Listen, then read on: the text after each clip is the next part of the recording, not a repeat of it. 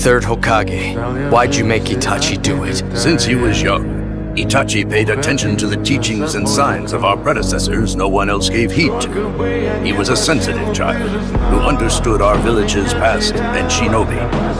Perhaps due to that, the trappings of a clan never bound Itachi. Even at the age of 7, he thought quite like a Hokage. We left everything to Itachi in his hands alone, and he executed his missions perfectly.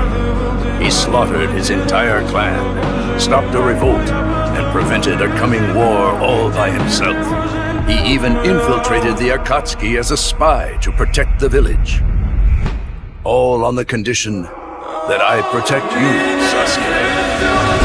Don't ever have to forgive me.